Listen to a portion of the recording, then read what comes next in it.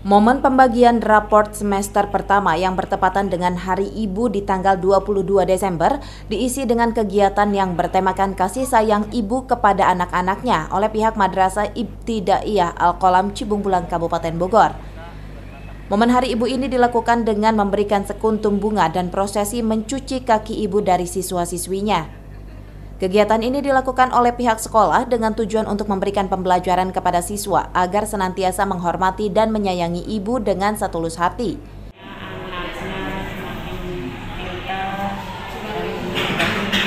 dan bisa dibanggakan sama Indonesia dan bangsa. Kebetulan hari ini di MI Al-Qolam pembagian raport dan bertepatan dengan Hari Ibu. Jadi pas kebetulan Hari Ibu sehingga anak-anak ada prosesi pengalungan pemberian bunga juga cuci kaki ibu. Mendidik anak-anak supaya bisa menghormati dan menyayangi orang tua, terutama ibu, diyakini bisa menumbuhkan karakter dan budi pekerti yang luhur bagi anak-anak di kemudian hari.